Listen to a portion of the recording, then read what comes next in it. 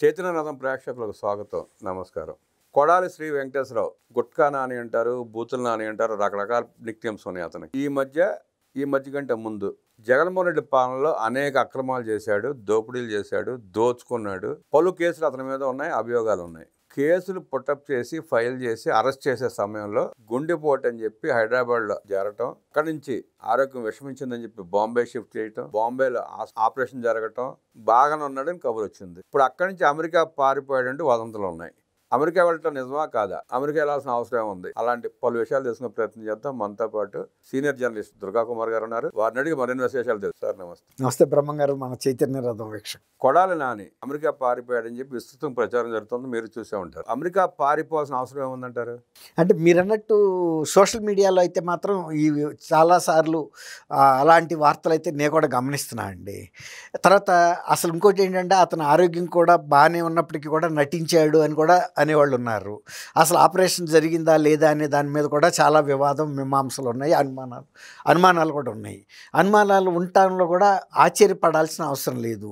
ఎందుకంటే అంతకుముందు పోసాని కృష్ణమురళి కూడా అరెస్ట్ చేసిన సందర్భంలో నాకు గుండెల్లో నొప్పిగా ఉందని ఫిర్యాదు చేసి హాస్పిటల్కి వెళ్ళిన తర్వాత వైటల్స్ అన్నీ బాగానే ఉన్నాయి మళ్ళీ అని జైలుకి పంపటం. జైలుకి వెళ్ళినప్పుడు చాలాసార్లు ఇలాంటి వాళ్ళు ఈ ట్రిక్కులు ప్లే చేస్తున్నారు కాబట్టి అసలు నిజంగా సిక్ అయిన సందర్భాల్లో కూడా అనుమానిస్తున్నారు. మొన్న వంశీ విషయంలో కూడా అదే జరిగింది. అతను కెమెరాలు చూసినప్పుడే దగ్గుతున్నాడు, ఇలా నటిస్తున్నాడు, వంగి నడుస్తున్నాడు, ఇవన్నీ అని కూడా చెబుతున్నారు. అవునా కాదా అని మనం కూడా నిర్ధారించి అయితే చెప్పలేము, మనమే డాక్టర్స్ కాదు. కాకపోతే ఒక మానవతా దృక్పథంతో చూసినప్పుడు ఫిజికల్గా కూడా అతను జైల్లోకి వెళ్ళినప్పటికీ ఇప్పటికీ చూస్తే ఫిజికల్గా పరిస్థితుల్లో మార్పు కనపడుతుంది. రెండోది ఏంటంటే ఆయన మనిషే కాబట్టి ఆ రోజుల్లో పొగర మీద మాట్లాడినా జైల్లో ఉండే ఒక 3-4 నెలల్లో కైపు దిగేటప్పటికి ఫుడ్ విషయంలో కూడా తేడా ఉంటుంది కదా, అక్కడ ఉండే వస్తువుల విషయంలో కానీ. కాబట్టి కొంత అనారోగ్యం కూడా కలిగి ఉండొచ్చు. ఆయనేమి అమృతం తాగలేదు కదా, ఆయన మనిషే కదా. వయసుతో పాటు సమస్యలు వస్తాయి, తర్వాత పరిస్థితులను బట్టి కూడా వస్తాయి.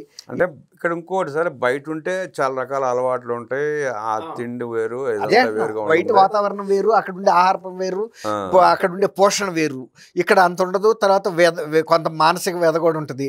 అనవసరంగా నోటి దురదతో మాట్లాడి ఇలాంటి పరిస్థితి తెచ్చుకున్నాను, ప్రజల్లోనూ పరపతి పోయింది, కుటుంబ పరపతి పోయింది, వ్యక్తిగత పరపతి పోయింది, వ్యక్తిగత ఆరోగ్యం పోయింది అనే ఒక వ్యధ కూడా ఉంటుంది, బయటికి చెప్పుకోలేకపోవచ్చు. ఇప్పుడు అది ఫిజికల్గా కూడా కనపడుతుంది వంశీ విషయంలో కూడా. కాబట్టి ఇప్పుడు ఇలాంటి చాలా అనుమానాలు వస్తున్న సందర్భంలో కొడాలి నానిది కూడా చాలా వివాదాలు నడిచినాయి. సోషల్ మీడియాలోనూ అనేక చర్చల సందర్భంలో అనుమానాలు వ్యక్తం చేస్తూ కొందరు అవునని కాదని. నాకు తెలిసినంతవరకు వ్యక్తిగతంగా ఆయనకి ఇబ్బంది ఉన్న మాట వాస్తవం. అందులో ఆయన అలవాట్లు తెలిసిన వాళ్ళు ఎవరికి కూడా ఆయనకి 3 వాల్వులు పూడిపోయినాయి అంటే నమ్మలేని పరిస్థితి ఏం కాదు. చాలా మంచి అలవాట్లు ఉన్న వాళ్ళకే ఇవాళ రేపు గుండెకి సంబంధించిన వ్యాధులు రావటం మన మిత్రుల్లోనూ మన సమాజంలో చూస్తున్నాము. అందులో ఆయన గుట్కాల మీదే బతికిన వ్యక్తి. బాగా ఏది ఉండా లేకపోయినా గుట్కా ఉంటే అది వేసుకుని ఎవరినైనా ఎంత బూతులైనా మాట్లాడతాడని మీరు అన్నారు. బూతుల మంత్రిగాను గుట్కా మంత్రిగా పేరుందని. ఈ రెండు ఎంత ధారాళంగా ఆయన నోటమ్మట వెళ్ళిపోతాయి. నోట్లో ఎంత గుట్కా వేస్తాడో అంత బూతులు ధారాళంగా కూడా మాట్లాడతాడు. మరి అలాంటప్పుడు 3 వాల్వులు పూడిపోవటంలో పెద్ద ఆశ్చర్యమేం లేదు. ఆ సందర్భంలో ఏఐజీకి తీసుకొచ్చారు. అసలు వాళ్ళకి వాల్వులు పూడిపోయిన సంగతి వాళ్ళకి ఎవరికి తెలియదు. గ్యాస్ ఫార్మ్ అవుతుందనే ఉద్దేశం మీద తంతుంది, అది గుండె మీదకి అనుకున్నారే తప్ప అది వాల్వ్స్ పూడిపోవటం మూలం జరుగుతుందని అనుకోలేదు. గ్యాస్ అనుకుంటే Asian gastroenterology, Asian institute of gastroenterology Nageswara Reddy గారికి చెందిన సంస్థ, అక్కడికి తీసుకెళ్తే వాళ్ళు కూడా ఫస్ట్ ఆ డైరెక్షన్లోనే ఇన్వెస్టిగేషన్ చేశారు. కానీ అక్కడేం పెద్ద కనపడలేదు. ఆ రొటీన్గా ఆర్ట్ కూడా చేస్తారు కదా, దాంతో అక్కడ చాలా తేడా కనపడింది. తేడా కొద్దిగా కాదు, పూర్తిగా కనపడేటప్పటికి ఐసీయూలో పెట్టడం, ఇక్కడ మ్యాక్సిమం ట్రీట్మెంట్ ఇచ్చారు. కావాలంటే మేము ఇక్కడ ఇది సర్జరీ కూడా చేస్తామన్నారు. మనకున్న ఇన్ఫర్మేషన్ ప్రకారం ఏంటంటే అలా అంత బాగా పూడిపోయిన వాల్వ్స్ ఉన్న కేసెస్ ఎక్కడ చేసినా కన్నా కూడా బాంబే ఇన్స్టిట్యూట్ ఆఫ్ కార్డియాలజీ అని ఉంది. అక్కడ డాక్టర్ పాండా గారని, ఆయన సూపర్ స్పెషలిస్ట్ అని చెప్తున్నారు. ఆ పర్టిక్యులర్ సర్జరీస్ అమెరికా కన్నా కూడా పాండా గారు ఒక్కడు మాత్రమే ఇండియాలో కానీ ప్రపంచంలో కానీ బాగా ఎఫెక్టివ్గా చేయగలిగిన వ్యక్తి అని చెప్తున్నారు. ఆయన చేసిన కేసెస్లో కాంప్లికేషన్స్ ఉండవు, వరస్ట్ కేసెస్నే తీసుకెళ్తారు చేస్తాడని. ఇప్పుడు ఈయన కూడా మీకు గమనించండి, ఆయన ఎయిర్ అంబులెన్స్లో మూవ్ చేశారు. ఎయిర్ అంబులెన్స్లో తీసుకెళ్లాల్సిన సందర్భంలో కూడా ఏఐజీకి సంబంధించిన 3 కార్డియాలజిస్టులు అక్కడికి ఎమ్మటే వెళ్ళారు. ఎందుకంటే ఈ మధ్యలో కూడా ఏదన్నా ఇబ్బంది ఎదురైతే హైదరాబాద్ నుంచి బాంబే వెళ్ళి ఒక 1.5 అవర్ టైంలో కూడా ఇబ్బంది ఎదురైనా కూడా ఆ ఎయిర్ అంబులెన్స్లో ఇవ్వాల్సిన సహాయం, వైద్య సహాయం ఇవ్వటానికి వాళ్ళకి సంబంధించిన సహాయకులు కూడా వెళ్ళారు. కాబట్టి అక్కడి వరకే కరెక్టే. అక్కడికి వెళ్ళిన తర్వాత కూడా ఆపరేషన్ జరిగిన మాట కూడా వాస్తవమేనని చెప్తున్నారు. కాకపోతే ఆపరేషన్ మాత్రం బాగా సక్సెస్ఫుల్గా జరిగిందని తెలుస్తుంది. పూర్తి ఆరోగ్యంతోనే ఆయన హైదరాబాద్లో ఉంటున్నట్టు సన్నిహిత వర్గాల నుంచి మనకున్న ఇన్ఫర్మేషను. తను అమెరికా పారిపోవటం పెద్ద విషయం ఏం కాదు. ఒకవేళ వీళ్ళు రెడ్ కార్నర్ నోటీస్ కూడా పోలీసు వాళ్ళు ఇవ్వచ్చు, కానీ తను అమెరికా పారిపోతాడని అయితే నేను అనుకోను. కేసు అమెరికా పారిపోయినా తీసుకురావటం ఈజీయే. రెడ్ కార్నర్ నోటీస్ ఇచ్చినప్పుడు అమెరికన్ గవర్నమెంట్ డిపోర్ట్ చేసేస్తుంది. వాళ్ళకి మనకి అగ్రిమెంట్స్ ఉన్నాయి మన foreign embassy, external affairs ministry ద్వారా. కాబట్టి ఆయన హైదరాబాద్లో ఉన్నాడు. ఇప్పుడు ఆయన మీద ఉన్న కేసులు మీరు ఇందాక చెప్పారు, చాలామంది ఎమ్మెల్యేలు, ఎక్స్ ఎమ్మెల్యేలు, లేకపోతే ఎక్స్ మినిస్టర్స్, వైసీపీలో పనిచేసిన వాళ్ళు ఎన్ని కుంభకోణాల్లో ఇరుక్కున్నారో కొడాలి నాని కూడా ఈ బూతులు తిట్టడంతో పాటు అన్ని కుంభకోణాల్లోనూ ఇరుక్కున్నాడు. అన్నిటికంటే ప్రధానమైన కుంభకోణం ఏంటంటే ఈ మధ్యకాలంలో ప్రభుత్వ స్థలాలు సేకరించి ఇళ్ళు కడుతున్నారన్న పేరు మీద ఆయన ప్రభుత్వ స్థలాల్లో ఉన్న గ్రావెల్ని తవ్వి తీసుకెళ్ళి అనేక గ్రామాల్లో ఎత్తు పెంచిన సందర్భంలో, మెరక తోలే సందర్భంలో ఆ గ్రామస్తులతోనే అకౌంట్లు ఓపెన్ చేయించి ప్రభుత్వం నుంచి ఆ గ్రావెల్ బయట నుంచి కొన్నట్టుగా క్యూబిక్ మీటర్కి ఇంతని చొప్పున రికార్డ్ చేయించి, ఎక్సెస్ రికార్డింగ్లు కూడా చేయించి ఆ నిధుల్ని బినామీ అకౌంట్లో వేయించాడు. వాళ్ళకేం తెలుసు, అతను ఏం చెప్పాడంటే, నేను సినిమాలు తీయటానికి ఒక డైరెక్టర్కి డబ్బులు ఇచ్చాను, వాడు ఆ డబ్బులన్నీ ఇప్పుడు నా అకౌంట్లో వేస్తే ఇన్కమ్ ట్యాక్స్ చూపించడం కష్టం, ఆ డబ్బులు మీ అకౌంట్లో వేయిస్తానంటే నమ్ముతారు కదా. ఎమ్మెల్యే చెబితే ఇంత చిల్లర పని చేస్తాడని వాళ్ళు ఎందుకు అనుకుంటారు? అందులో వాళ్ళు వైఎస్ఆర్సీపీ కార్యకర్తలు, వాళ్ళు ఓకే వాడుకోమన్నారు. వాడుకుని మీకేమి, మీ రుణం ఉంచుకోము, ఎంతో కొంత తులం ఫలం ఇస్తాం అన్నట్టు. ఇప్పుడు మనం కనుక వర్షం వస్తే ఎవరింటో వసార దగ్గరలో ఒక అరగంట ఉండో గంట ఉండో ఒక 50 రూపాయలు ఇచ్చామనుకోండి ఎవరన్నా ఒక పేద వ్యక్తికి, సంతోషిస్తాడు కదా. అరే వసారలో నుంచున్నాడు, వెళ్తా ఎదుగో చాయ్ తాగబోయా, టిఫిన్ చేయబోయా అని ఇచ్చాడు అన్నట్టుగా ఇస్తామని చెప్పారు. వాళ్ళకి తెలియదు అసలు ఇంత లోతైన వ్యవహారం ఇక్కడ ఉందని. అట్ట చాలా ఊళ్ళల్లో చాలామంది బినామీ అకౌంట్లో డబ్బులు వేసి అవన్నీ తీసేసుకున్నాడు. కోట్లే, 100 కోట్ల దాకా కూడా వెళ్ళి అని చెబుతున్నారు. చిన్న అమౌంట్లు ఏం కాదు.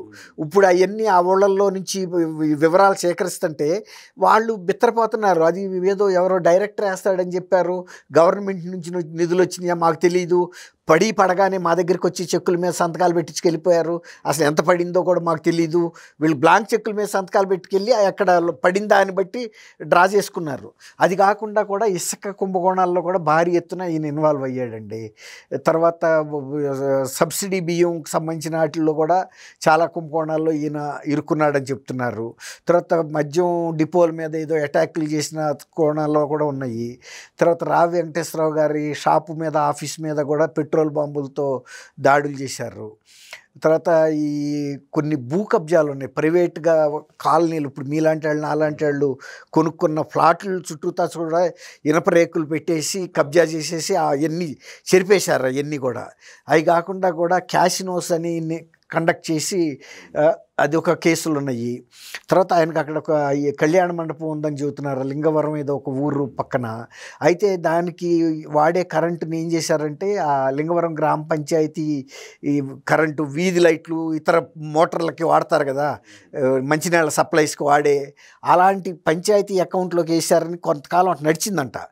ఇప్పుడు కూడా మరి నడుస్తుందా లేదా చెప్పలేము. ఒక 9 పోల్స్ ఎక్స్ట్రా వేసుకుని తీసుకెళ్ళి ఆ గ్రామ పంచాయతీ పరిధిలో వాడుతున్నట్టుగా వాడారన్నారు. అది విజిలెన్స్ వాళ్ళు, ఎలక్ట్రికల్ విజిలెన్స్ వాళ్ళు ఏదో విచారణ చేస్తున్నారు.